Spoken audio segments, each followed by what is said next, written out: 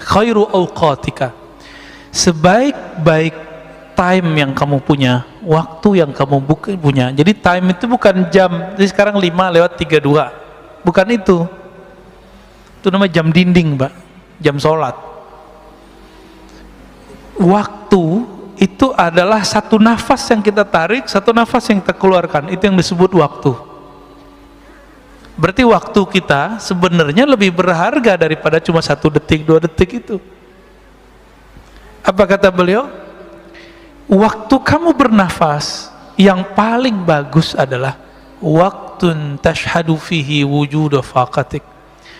Saat-saat jika engkau melihat engkau lagi butuh kepada Allah Subhanahu wa taala. Engkau memerlukan perhatian penjagaan Allah Subhanahu wa taala. Sebelum keluar rumah berdoa, ya Allah jagalah saya. Allah itu senang tuh sama orang yang begitu. Dan itu waktu-waktu paling indah. Bapak sholat 100 rakaat tapi nggak ada rasa memerlukan perhatian Allah, membutuhkan bantuan Allah. Itu lebih baik doa yang tadi, Pak. Itulah alasannya kenapa doa musafir lebih utama daripada doa-doa orang biasa. Karena orang musafir ini dia takut mati. Saya pernah kasih contoh beberapa tahun lalu di sini juga. Awal-awal naik pesawat, dari awal naik sampai turun zikir nggak putus-putus kan? Naik kedua setengah putus, naik ketiga lupa, malah nonton, main handphone. Benar ya?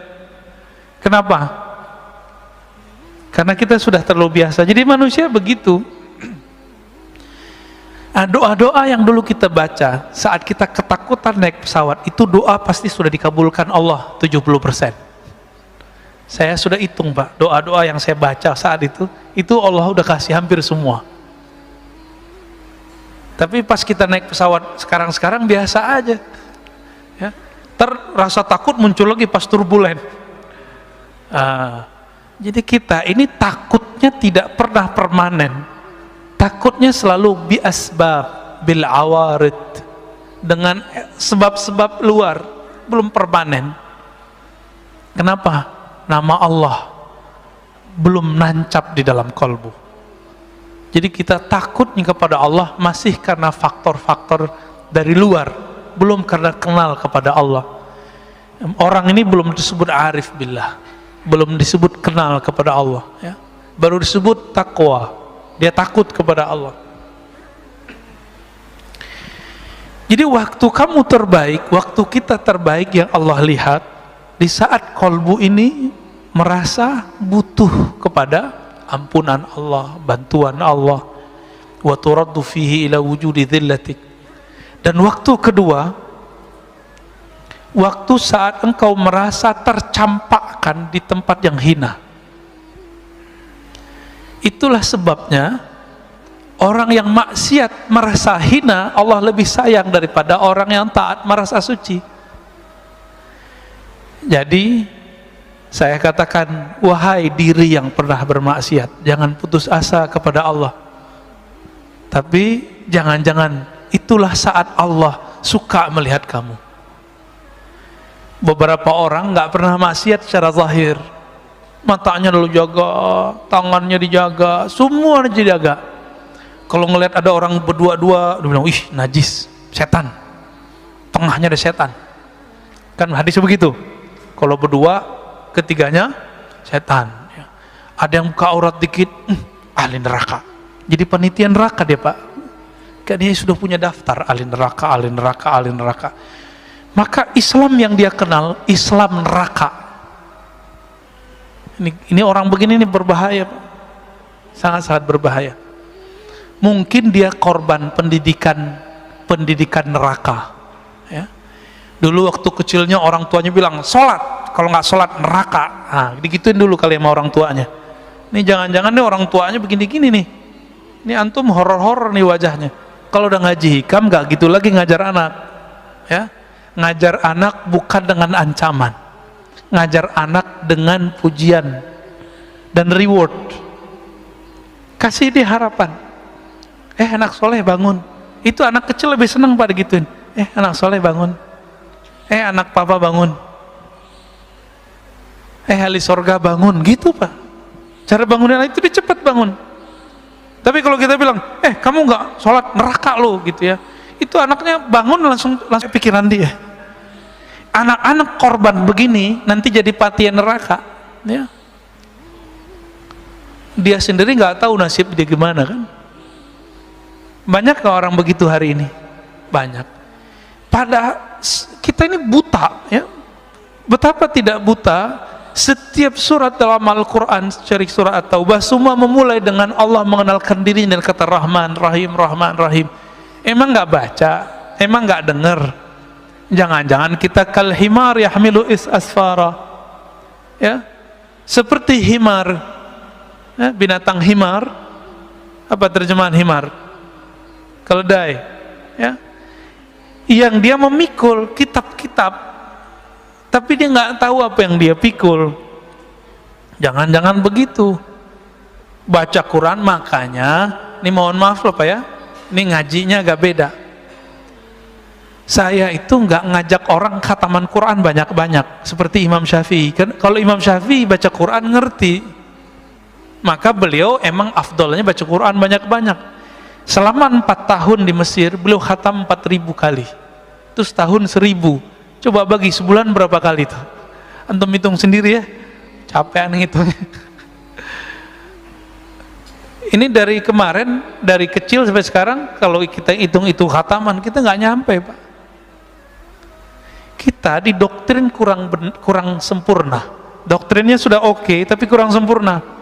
Habis baca Quran, belajar Quran, khataman, berhenti ngaji Quran. Seharusnya langsung masuk ke ngaji makna Quran.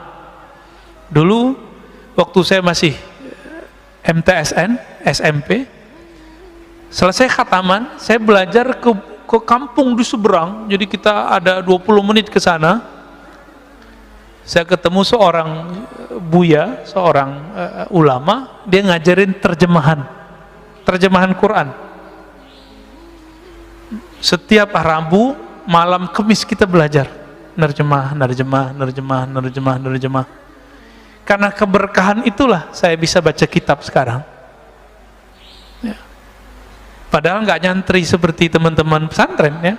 Saya nggak nyantrinya di surau aja, pindah surau gitu-gitu aja udah.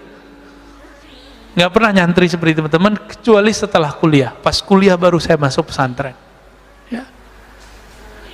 Tapi teman-teman di pesantren karena korban pendidikan kurikulum neraka, ya, kurikulum ikop, dikit-dikit diikop, akhirnya udah nyantri 6-7 tahun gak bisa baca kitab karena sekolahnya tegang. Sekolah itu harus tenang, anak-anak terus cinta. Jadi ketika beberapa tahun setelah saya bisa baca kitab, teman-teman yang belajar kitab gak bisa baca kitab pada dari pesantren. Nanya, enti kok bisa baca kitab, tipsnya apa?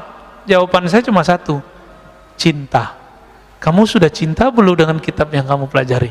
Sudah cinta belum dengan guru yang ngajarin kamu? Jadi saya nggak pernah ngapalin Pak selama berapa tuh ya, 6 tahun itu bahasa Arab nggak ngapalin. Anak kelas 3 ya, mau mereka ujian, itu mereka datang mau murojaah kitab dengan saya. Padahal kita baru kelas 1 dan kelas 2.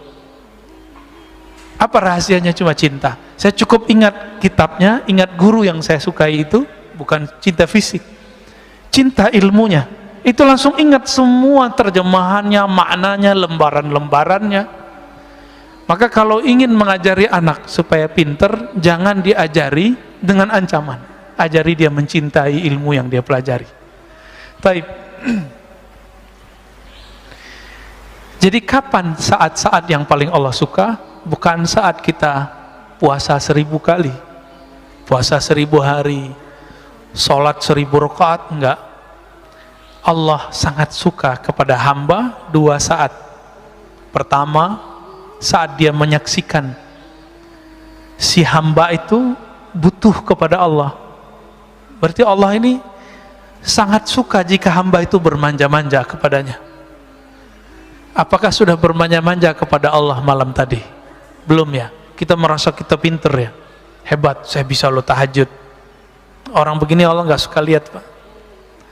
Tapi ketika dia bangun, alhamdulillah ya Allah, engkau bangunkan aku. Ketika sujud dia mengatakan, ya Allah, malam ini banyak orang yang tidak bisa sujud. Sekarang engkau takdirkan, engkau gerakkan kepalaku untuk sujud. Dibaca ayat, dia katakan, ya Allah, lidah ini banyak dosa, tapi Allah izinkan membaca namamu. Nama Allah berat nggak? Saya udah pernah nyebut ini, Pak. Nama Allah berat nggak?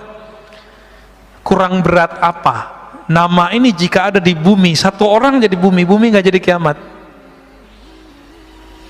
Maka orang yang paling sakti di dunia bukan orang yang kebal, bukan orang yang pindah tempat sesaat. Orang paling sakti di dunia, orang yang di kolbunya ada nama Allah.